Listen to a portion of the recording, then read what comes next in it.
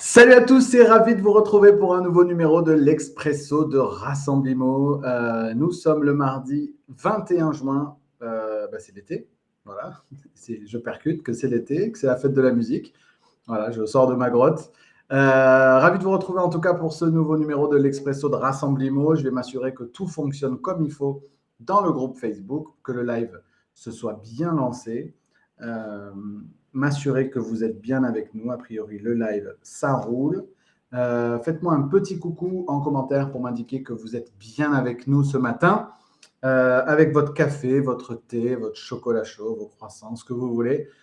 Parce que c'est votre rendez-vous pour faire le plein de caféine, mais pas que. C'est aussi l'occasion de faire le plein de bonnes pratiques, de découvrir de nouveaux parcours, de prendre une dose d'inspiration avant de démarrer sa journée, ou peut-être que vous nous écoutez en podcast avec un petit peu de recul, en replay. Vous êtes peut-être en train de courir ou en train de faire la cuisine. N'hésitez pas d'ailleurs à me taguer lorsque c'est le cas. Lorsque vous êtes en train d'écouter vos expressos de Rassemblimo, n'hésitez pas à partager le mot sur vos réseaux sociaux pour inspirer d'autres à faire de même. Salut Julie, salut Jérémy. Jérémy, n'hésite pas à cliquer dans le lien qui se trouve dans le descriptif de ce live pour que je puisse afficher ton nom et ta photo de profil et que je sache à qui je m'adresse.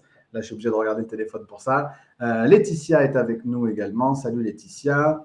Ravi de te retrouver ici. Vous êtes déjà une petite dizaine à être connectés. Ça va grimper gentiment et doucement, comme le thermomètre chez les uns et les autres. Mais j'ai cru comprendre que ça avait déjà commencé à se rafraîchir dans d'autres régions de France. Nous, à Nice, il continue de faire chaud.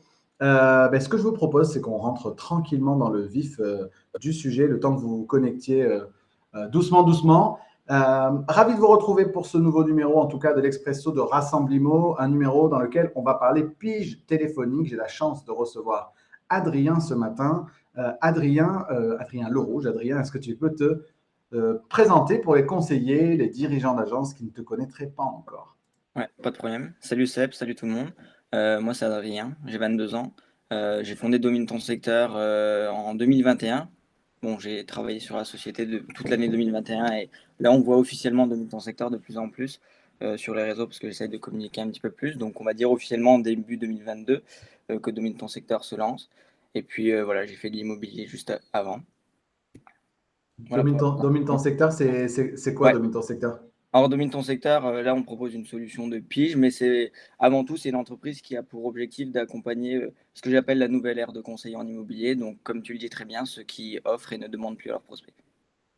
Et ça, c'est possible via la pige, du coup. C'est possible via la pige. Cool. L'objectif, voilà, c'est de proposer des solutions qui vont correspondre aux valeurs des conseillers. Super. Salut Sylvain qui est avec nous également. Voilà, salut à tous. N'hésitez pas à nous faire un petit coucou en commentaire. On a également Jérôme, Marc qui est avec nous. Ravi en tout cas de vous retrouver tous ce matin pour parler de ce sujet ô combien important. Adrien, tu disais que tu as été, dans ton jeune parcours, tu as été conseiller immobilier avant de fonder Domine ton secteur. Tu étais conseiller immobilier sur Strasbourg, c'est ça? Tu Ouais, nous c'est ça. refais un petit peu le parcours? Ouais. J'ai été conseiller immobilier, j'ai commencé à 19 ans, en septembre 2019. J'ai eu la chance d'être formé par un formateur qui n'est pas trop connu, qui s'appelle Sébastien Tedesco. Et puis voilà, du coup, ça m'a beaucoup aidé. Et puis j'ai arrêté en 2021 puisque moi, ce qui me plaisait, en fin de compte, ce qui me plaisait, c'était d'aider les confrères, voilà, d'échanger avec eux. Et je me suis dit, voilà, j'ai déménagé de Strasbourg, donc c'était soit on repartait à zéro, voilà, l'activité sur le nouveau territoire, soit je me lançais vraiment dans ce que j'aimais et j'ai décidé de fonder Domine ton secteur à ce moment-là. Et donc, t'aimes la pige. Quand tu as dit, j'ai décidé de me lancer dans ce que j'aime, du Ouais. coup, t'aimes la pige.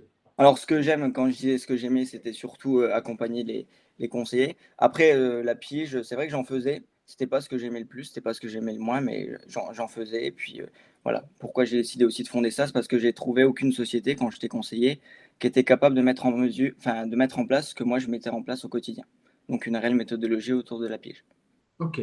Est-ce que, pour en venir du coup à notre sujet du jour, et n'hésitez pas à poser vos questions à Adrien en commentaire de ce live. Du coup, Alexandra dit le parcours était presque bon jusqu'à Strasbourg. Euh, du coup, tu nous dis, Adrien, donc si on parle de la pige téléphonique, clairement on parle d'un sujet, voire le sujet central qui frustre beaucoup de conseillers immobiliers. Moi, je fais partie effectivement de cette génération aussi qui a été beaucoup formée à les mandats, c'est un peu la pige ou rien d'autre. Aujourd'hui, on sait qu'il y a plein d'autres choses qu'un conseiller immobilier peut mettre en place. Pour autant, la pige existe toujours, la pige fonctionne toujours, elle fonctionne parfois mieux pour certains que pour d'autres. C'est quoi finalement la pige en 2022?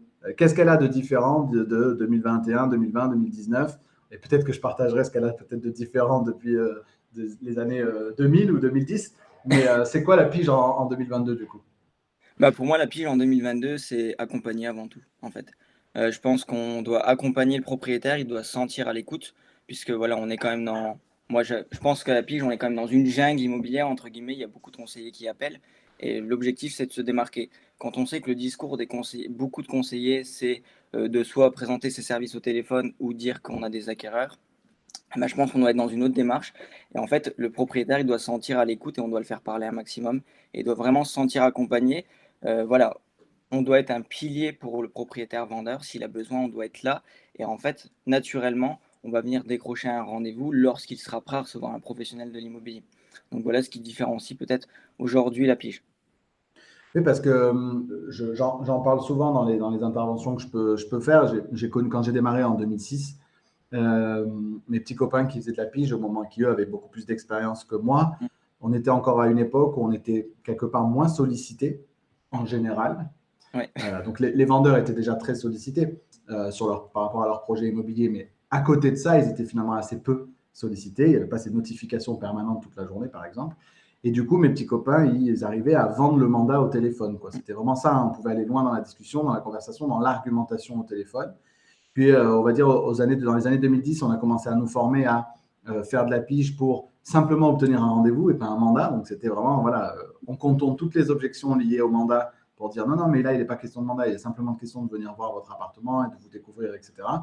Et maintenant, on est encore à un stade encore plus bas, c'est ce que tu nous dis, qui est finalement d'utiliser la pige comme à juste un canal de communication, d'accompagnement déjà au téléphone, d'apport de valeur, c'est ça que tu dis, pour sortir du j'ai un client, je suis le plus beau, je suis le plus fort, c'est ça?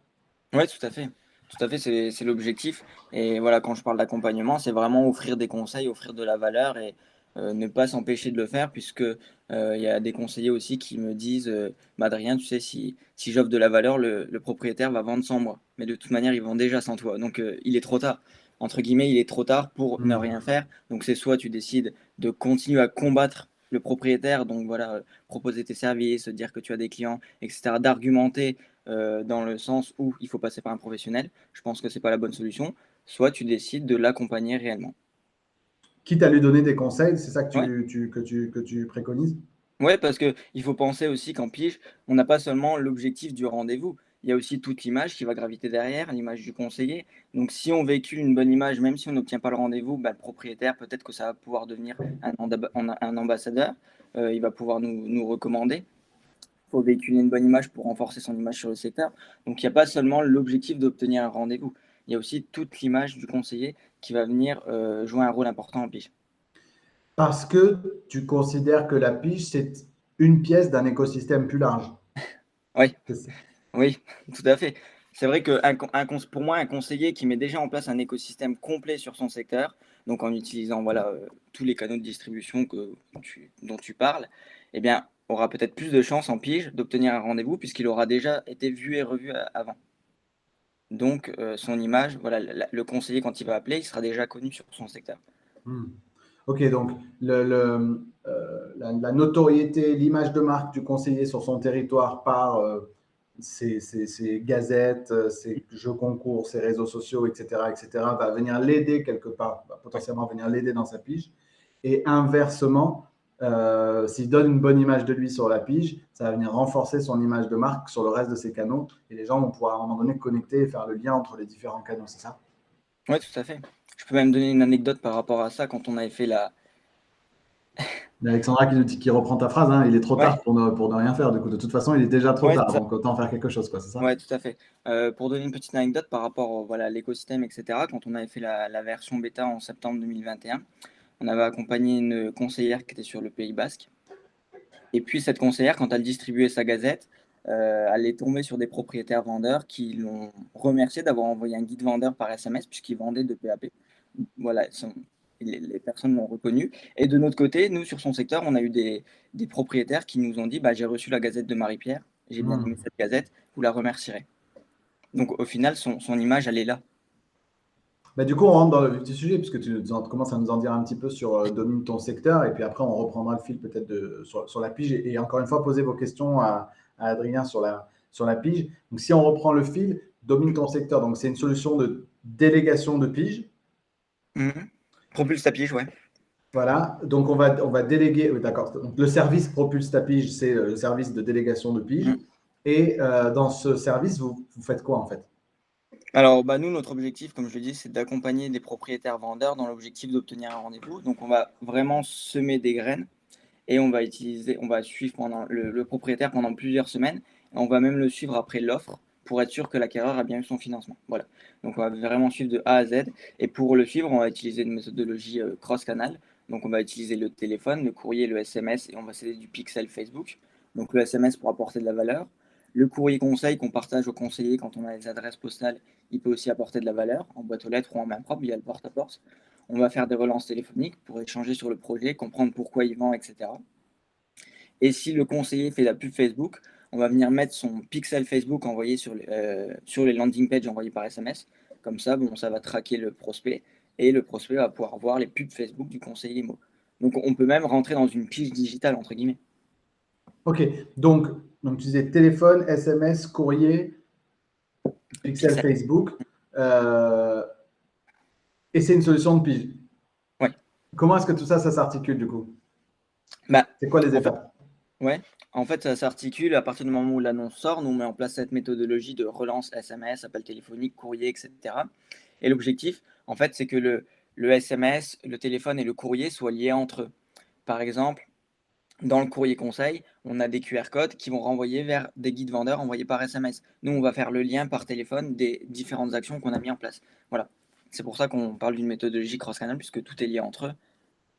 Et après, le conseiller, s'il peut mettre en place de la pub Facebook, même de la pub Facebook pour la pige, pour traquer les utilisateurs qui vont cliquer sur la landing page, bah, je l'invite à le faire, puisque aujourd'hui, tout le monde est sur Facebook. Donc, c'est pour ça que je parle aussi de pige digitalisée. Ok, donc l'idée, c'est de venir augmenter la pige traditionnelle en partant de l'annonce. C'est-à-dire que vous faites finalement une action de prospection ciblée sur un propriétaire vendeur qui a mis son bien à la vente sur le Bon Coin, par exemple, ou un autre site de PAP. Donc, il y a un propriétaire qui met son bien à la vente. Il est identifié sur le territoire d'un conseiller immobilier que vous accompagnez. Et à partir de là, en fait, quelque part, vous ciblez cette personne-là au travers d'actions de prospection qui vont bien évidemment du téléphone, mais qui vont bien au-delà du simple téléphone. Oui, bah oui, tout simplement parce que, en fait, on a, comme tu l'as dit dans ta story ce matin, la pige téléphonique. Mais on associe souvent la pige au téléphone. Mais avant toute chose, en pige, c'est qui on est face à un prospect. Et sur le secteur des conseillers, quand ils vont prospecter, ils sont face à des prospects, ils utilisent la gazette, ils utilisent du porte-à-porte, etc. Donc pourquoi ne pas faire la même chose en pige, en fait? C'est juste que la méthodologie va être différente. Les points de contact vont être rapprochés. Ok, c'est très clair. Donc ça, vous le faites pour des conseillers immobiliers. En gros, ils réservent vos services sur un code postal donné, c'est ça? Ouais, ils ont l'exclusivité de leur secteur et ils peuvent choisir jusqu'à 5 codes postaux. Bon, ça dépend de la zone où ils se situent, s'il y a plus ou moins d'habitants, mais c'est dans la limite de 5 codes postaux. Alexandra nous dit, ça rentre dans une stratégie de com cross-canal, moins de boulot pour plus de résultats. Vraiment cette idée aussi de recyclage des supports où on va avec finalement quelque part un même conseil ou une même approche venir le dupliquer sur toute une stratégie de com plus large. Ouais, c'est ça. En fait, les guides bon, je vais rester en stratégie pige, mais les guides vendeurs qu'on envoie par SMS, eh ben, j'ai repris certains conseils de chaque guide qui sont recyclés en courrier, en fait. Donc on économise du temps, on économise des ressources et en même temps on renforce le message sur un territoire donné. On a Sylvain qui nous dit Adrien, ton site ne fonctionne pas. Donc, Ouais, il est en cours, il est en train d'être fait, c'est normal. bon, donc Sylvain, il faut qu'il se mette sur liste d'attente ou qu'il te contacte sur, S'il veut me sur contacter, il Facebook. m'envoie sur Facebook. Bon, ça roule. Adrien, il y a beaucoup de conseillers immobiliers qui nous disent, dans tous ceux qu'on accompagne, il n'y a rien à vendre en ce moment sur la pige. Ouais. Ça a été assez vrai il y a quelques Oui. mois sur pas mal de secteurs. J'ai l'impression que ça a dû évoluer dans pas mal de territoires depuis le début de l'année. C'est quoi ton regard là d'actualité sur le stock de biens disponibles sur la pige? Ouais. Alors, moi, je vais te faire un retour par rapport aussi à ce que j'entends, parce que je suis pas sur chaque territoire. Mais c'est vrai que ça a été difficile pendant la période covid. Et puis, là, on s'aperçoit de plus en plus qu'il y a le retour de certaines annonces. Il y en a quand même plus. Après, je vais répondre à Julie. C'était ma question d'après. Voilà, on va faire une belle transition. Il y a maintenant de plus en plus de propriétaires qui ne mettent pas de numéro de téléphone. Donc, l'objectif, quand les propriétaires n'ont pas de numéro de téléphone, c'est d'aller prospecter physiquement. Voilà, bon, quand c'est un appartement, c'est compliqué. Ce qu'on peut faire quand c'est un appartement, bah, c'est d'en profiter, de faire de la prospection, voilà, distribuer la gazette et puis, en profiter pour essayer de localiser l'appartement. Quand c'est une maison, bah, on peut localiser la maison et aller prospecter physiquement. Après, je sais que est-ce que voilà, c'est une question que je me pose, j'ai pas la réponse. Est-ce que les propriétaires ont arrêté de mettre leur numéro de téléphone parce que les biens se vendaient hyper vite pendant ces 2 ans? Et est-ce que là, au final, ça va pas être le retour voilà, des numéros de téléphone parce que les biens vont avoir tendance à se vendre un petit peu moins vite, et cetera? Ou est-ce que, au final, dans quelques années, il y aura plus du tout de numéro de téléphone? Voilà. Ça, c'est une question que je me pose, mais bon, on saura, réagir à ce moment-là. Ouais, et puis je crois que vous avez quelques stratégies quand même qui vous permettent de- d'identifier la personne, d'essayer de la retrouver. Il me semble que vous avez quand même mis des outils en place pour essayer d'être Bah, plus dans le efficace par ouais, rapport à ça. dans le logiciel qu'on utilise, il arrive quand même à recenser des numéros de téléphone qu'on n'a pas nécessairement sur les plateformes. Et puis, on arrive aussi à localiser les biens, donc pas tous, mais on arrive grâce au cadastre, et cetera, à localiser quelques biens, donc c'est un avantage en plus. Après, on n'est pas à 100 numéro de téléphone, ça c'est sûr et certain. Il n'y a pas de recette magique pour l'instant, enfin, du moins je la connais Non, pas. mais vous arrivez à en récupérer parfois, même s'ils ne sont pas directement dans l'annonce, hein. Ouais, Ok. Donc, c'est ce que j'avais. Donc, j'ai vu Sylvain. Euh, Mince, on a perdu Adrien. Sylvain nous disait exactement la même chose que ce que je voulais vous dire également, c'est que vous pouvez, tiens, je remets Adrien à ouais. l'écran, on l'avait perdu. Hop. Sylvain nous dit également une des choses que je voulais rajouter, c'est que parfois les gens ont d'autres annonces. Donc, Mmh. bonne vieille Ouais, stratégie du siège auto ou de la cafetière. Les gens ont parfois leur bien immobilier, mais ils ont parfois d'autres annonces aussi sur lesquelles, là, par contre, se trouve le numéro de téléphone. ouais, tout à fait, tout à fait. Adrien, donc tu nous disais donc la pige aujourd'hui c'est donc de l'apport de valeur. On devine à demi-mot hein, comment vous fonctionnez. Donc vous rédigez des guides avec c'est quoi des conseils, 5 conseils pour vendre son bien à Bourg-la-Reine. C'est quoi l'approche? Alors, l'approche, chaque guide correspond à une étape de commercialisation. Par exemple, mise en valeur d'un bien, le juste prix, la découverte acquéreur, et cetera. Ok, Et du coup, chaque guide est envoyé de manière stratégique. Donc, par exemple, le premier guide, bah, ça va être sur la mise en valeur et le dernier, bah, sur visite et offre d'achat. Voilà. Donc, c'est envoyé selon le processus. Et puis, donc, tout est hébergé sur une landing page. Et sur chaque landing page, le propriétaire vendeur peut accéder aux autres guides parce que l'objectif premier, c'est de répondre à la problématique du propriétaire à l'instant T. Donc, si on envoie le guide de mise en valeur, par exemple, eh bien, il pourra quand même télécharger le guide sur la découverte acquéreur. ok. Donc tout un tas de guides qui correspondent à toutes les étapes du processus. Donc Mmh. lui en fait vous faites ça se passe comment? Vous l'appelez combien de fois? À quelle fréquence? Oui. Alors, dès que l'annonce sort, on envoie déjà un premier SMS. D'accord. Ensuite, on va faire un appel Oui. et on va essayer de le relancer, pendant voilà, durant le premier mois, on va le relancer quand même assez régulièrement, au minimum une fois par semaine. D'accord. Après, voilà. Bon, la méthodologie, elle est telle quelle, mais on l'adapte, hein. Si par exemple, je sais pas, le propriétaire nous dit, on est vendredi, bah, j'ai des visites, voilà. Si lundi j'ai pas d'offre, je passe par un pro, bon, bah, on le rappelle, naturellement le lundi. Donc on l'adapte quand même selon le discours du propriétaire. Voilà et on va le suivre durant 3 mois, donc on va pas passer, un appel, toutes les semaines pendant 3 mois. Après ça va s'estomper puisqu'on sait que, voilà, on va avoir ce qu'on appelle un bien mort, donc on peut se permettre d'espacer les appels et on a une stratégie de courrier conseil que voilà, les courriers sont envoyés au conseiller qui peut imprimer, déposer en boîte aux lettres. Donc encore une fois, via notre stratégie. Ouais, donc tous les documents que vous créez pour la partie, on va dire, très pige, entre Mmh. guillemets, tradie, sont réutilisables par le conseiller immobilier dans sa prospection terrain, etc., etc. Oui, absolument. Bah, c'est même ce que je leur dis, hein. Voilà, on rédige tout, les landing pages, les SMS, les courriers, qui sont adaptés à la charte et à l'image. Et après, on les offre au conseiller qui peut s'en servir pour voilà, recyclage de contenu sans problème. En termes de, c'est quoi l'impact en termes de, tu sais, il y a pas mal de solutions de délégation de pige qui existent depuis des années, hein. Oui, Moi, je me souviens avoir accompagné quelques conseillers immobiliers sur des rendez-vous qui avaient été obtenus par ces plateformes de rendez-vous. On a coutume de dire qu'en termes de qualification des rendez-vous, c'est pas toujours dingue dingue. C'est quoi, toi, l'impact de cette stratégie-là sur la qualification des contacts, la qualité des contacts? ouais, bah, c'est vraiment ce qu'on va privilégier, c'est-à-dire que moi je suis transparent, je préfère qu'on prenne qu'un rendez-vous qualifié par mois plutôt que 10 qui ne sont pas qualifiés. Alors, pourquoi ce serait plus qualifié? Parce que déjà, on va parler plus avec le prospect, on va essayer de creuser, donc on va avoir un maximum d'infos. La raison pour laquelle c'est pas qualifié, ce que j'entends souvent, c'est que la personne a menti, en fait, pour obtenir le rendez-vous. Nous, on ne mentira pas en disant qu'il y a des acquéreurs. Si par exemple, le propriétaire nous dit: «Venez avec des acquéreurs» et cetera, je préfère qu'on refuse le rendez-vous, qu'on dise, qu'on soit honnête: «Non, on n'a pas d'acquéreurs». Enfin, on a forcément des demandes, mais on n'a pas d'acquéreurs à l'instant T. Et je préfère voilà, qu'on refuse et qu'on soit droit dans nos bottes, entre guillemets. Donc, on a toute une liste de critères en fait d'un rendez-vous qualifié. Donc, on ne ment pas, on essaie de valider un maximum les coordonnées, l'heure, la date du rendez-vous, etc. Si le conseiller peut faire un appel de préqualif, je l'invite à le faire. On fait en sorte que tous les propriétaires soient présents. S'il y a des mandats en cours, on connaît le nombre de mandats, le type de mandat, etc. Et le propriétaire vendeur, il sait réellement pourquoi le conseiller vient, présenter sa manière dont il va pouvoir l'accompagner et parler du projet. Ok, donc vous arrivez à obtenir toutes ces informations-là parce que vous avez des conversations peut-être plus abouties avec un propriétaire, parce qu'une démarche moins intrusive. Ça m'amène Ouais. à la question de Jérémy. Jérémy dit, est-ce que le vendeur ne trouve pas la démarche trop intrusive en appelant une fois par semaine? Moi, ça me paraissait un minimum, Jérémy, hein, donc chacun a son avis sur la question. Je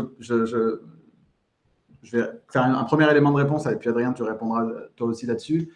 Sur, en fait, ce qui est intrusif, Jérémy, c'est l'approche que notre profession a utilisée historiquement dans sa prospection en général, et la pige en fait partie. C'est pas la fréquence des contacts qui pose problème.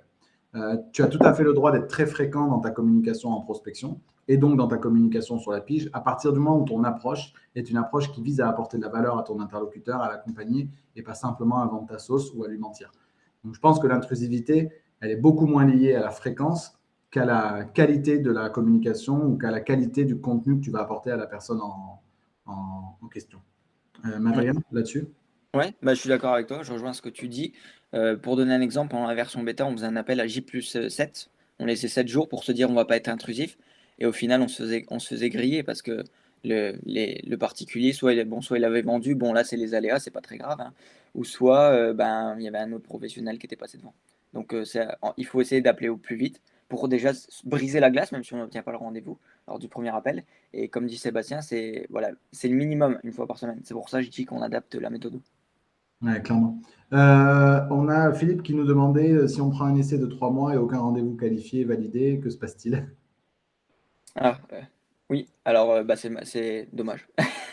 Que se passe-t-il? Non, mais voilà ce que j'ai à répondre parce que, c'est vrai que j'ai fait le choix, peut-être voilà ça j'ai fait le choix de ne pas promettre de nombre de rendez-vous. Parce que je souhaite pas mentir aux conseillers, chaque secteur est différent. Il y a des secteurs où ça va être, plus simple, d'autres un petit peu plus compliqué. Donc ça, c'est la première chose. Voilà, j'ai fait le choix de ne pas donner de nombre de rendez-vous, donc c'est en tout cas, ce qui est sûr, c'est qu'on fait le maximum. Mais voilà, c'est possible qu'il y ait pas de rendez-vous en 3 mois, ce qui serait dommageable, hein, bien évidemment. C'est quand même peu probable si tous les contacts, Oui, si tous les biens qui sortent sur la pige sur un secteur donné sont appelés sur une période de 3 mois, ça me paraît quasi impossible ouais, qu'il n'y ait pas de rendez-vous qualifié ouais, je dis, c'est peu sur la probable, période. c'est peu probable. Euh, et j'entends bien qualifié, parce qu'effectivement, les services de vente de rendez-vous, bah, ça crée forcément un biais de base. C'est-à-dire que Mmh, si je suis rémunéré au rendez-vous, bah, j'ai tout intérêt à ce que le rendez-vous soit obtenu coûte que coûte. Et vous, oui. vous n'êtes pas là pour faire des rendez-vous, vous êtes là pour prendre des mandats. Et je crois que c'est Adrien, je pense que j'ai déjà lu ça quelque part dans ton contenu. En gros, je ne suis pas là pour vous obtenir des rendez-vous, je suis là pour vous aider à prendre des mandats, quoi. Ouais, bah, en plus, on est vrai en plus, pourquoi c'est pas un pack de rendez-vous? On est vraiment dans une solution de délégation de pige. C'est comme si, tu faisais appel à un community manager pour qu'il gère tes réseaux. Bah, là, c'est pareil. On est dans une solution de délégation et puis, voilà, dans l'écosystème, on n'est vraiment pas sur la rémunération au résultat parce que même la personne qui va passer les appels, le télépro, lui-même n'est pas rémunéré au résultat. C'est-à-dire, voilà, au moins il a son salaire fixe et cetera, donc il est pas rémunéré au résultat, donc, on a tout pour faire, notre pige pour les conseiller sereinement. Ouais, tu ne peux pas avoir une stratégie non intrusive d'apport de valeur d'un côté auprès du client et avoir une démarche orientée rendez-vous à tout prix ou chiffre d'affaires à tout prix, ou etc. Il y a une Ouais, forme exact. de dissonance qui ne serait pas cohérente. Alexandra nous dit d'ailleurs, très peu de prestataires liés à l'immobilier promettent des résultats chiffrés ou alors il faut lire les petites lignes. Et là, on a souvent des surprises. Sylvain nous disait, même avec cette méthode très orientée inbound marketing, donc pour ceux qui sont moins familiers avec ces terminologies, donc l'inbound marketing, c'est cette idée de produire du contenu pour attirer des prospects à soi et pas à faire de la prospection directe. Donc l'inverse, c'est l'outbound, donc c'est faire de l'appel sortant, faire de la prospection directe. Il dit on doit quand même tout de même se faire prendre des portes. Tu dois tout de Oui, même te faire prendre des portes. oui. Vous avez une idée là-dessus des statistiques? Les statistiques, non. Après, enfin, j'avais quelques stats par rapport à la version bêta, voilà, que je pourrais peut-être, après améliorer. Heu, Peut-être qu'il y avait seulement 1 à 2 personnes sur 10 qui nous mettaient des portes au nez. Après les autres, Mm. généralement, ils acceptaient d'échanger et ce qui se passait, c'est que même si on avait une porte au nez lors du premier appel et ben, le fait d'avoir créé un climat de confiance, lors du deuxième ou troisième appel, on arrivait à quand même à avoir une conversation téléphonique. Mais c'est pas parce qu'on est dans l'inbound marketing qu'on se prend pas de porte au nez. C'est obligatoire de toute manière.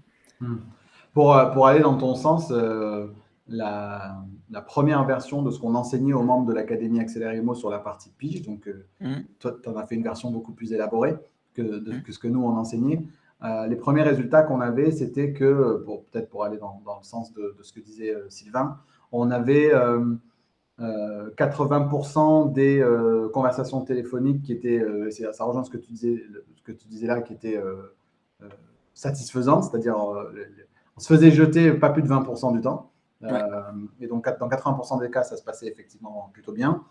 Et en plus, par contre, sur la multiplicité des points de contact, on avait effectivement la quasi-totalité des rendez-vous qui s'obtenaient entre la troisième et la septième relance téléphonique, parce qu'on est dans ce truc de créer le lien de confiance et que ça nécessite plusieurs contacts, ça nécessite plusieurs conversations pour faire en sorte que le propriétaire vendeur décide de faire appel à un pro quand il sera suffisamment mûr. Je vous rappelle que 70% des propriétaires vendeurs essayent de vendre par eux-mêmes et que 70% d'entre eux finissent par faire appel à un agent immobilier. La question, c'est que vous soyez présent au moment où il va faire la bascule. Et ça passe par cette multiplicité de points de contact. Et oui, 80% des rendez-vous s'obtiennent assez tard dans le processus. Ça, vous l'avez constaté aussi. ouais, bah, oui, bah, ce qui est lié à l'effet Dunning-Kruger, en fait.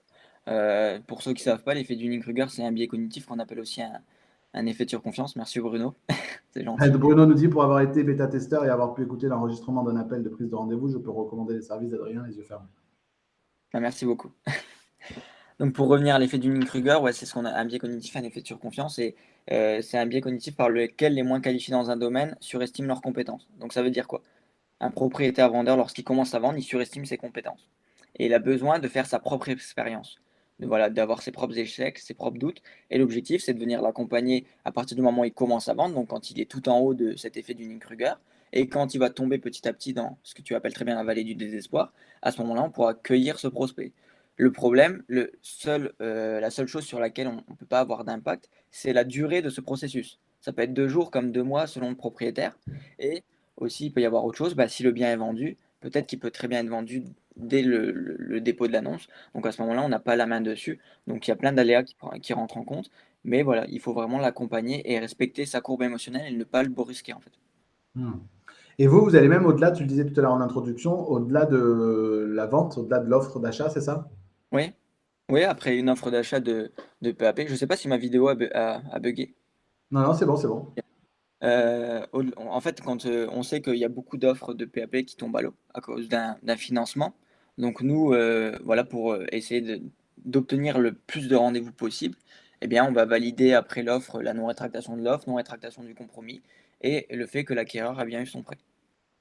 Ok, donc, et ça, ce que je cherche à comprendre, si c'est donc, indépendamment du fait que vous avez accompagné le conseiller immobilier, c'est-à-dire que ça, c'est si le propriétaire a vendu le PAP de son côté, vous le suivez bien au-delà pour vous assurer qu'il soit bien allé au bout, parce que si ce n'est pas le cas, il sera d'autant plus chaud, on parlait de la courbe, il sera Bah d'autant là, plus oui, dans la vallée du désespoir pour faire appel à un pro à ce moment-là.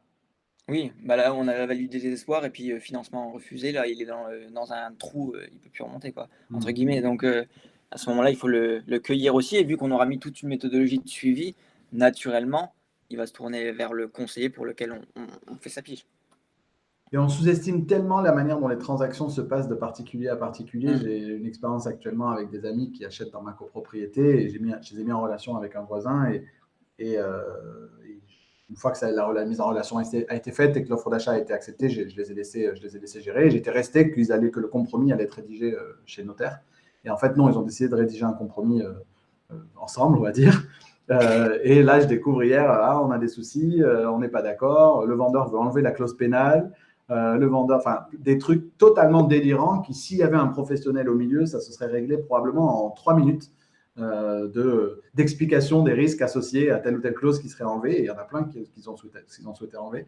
Et tu te dis, ben voilà, ça, typiquement, ça fait partie de transactions qui peuvent à un moment donné déraper bien après l'acceptation de l'offre d'achat parce que les gens ne sont pas accompagnés, parce que le PAP, ben, on le voit, ben, les gens sont un peu livrés à eux-mêmes et pensent savoir faire et pouvoir faire en se passant d'un professionnel. Donc, ça, c'est un bon enseignement aussi de cette interview. Ne lâchez pas vos clients quand ils vous ont dit qu'ils ont eu une offre acceptée ou un compromis de signé, parce que vous n'êtes pas à l'abri de pouvoir les récupérer un peu plus tard. Donc, ça se suit bien au-delà du compromis.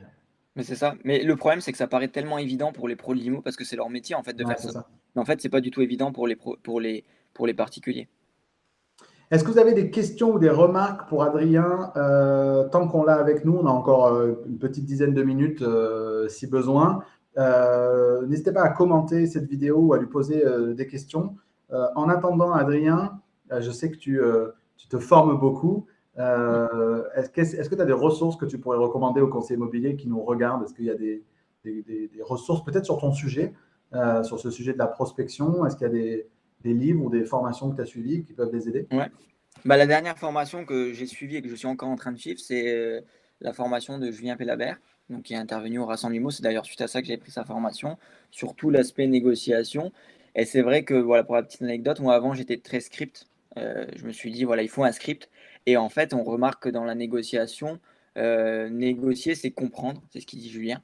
Et en fait, passer par un script, ça suffit pas. Donc, c'est vrai que voilà, j'essaie de me former un maximum, voilà, de toujours me former sur le sujet pour essayer d'améliorer au mieux les services et même former aussi les télépros. Donc, voilà, la formation que je recommande aujourd'hui, que j'ai suivie, c'est la formation de Julien Pellabert sur la négociation.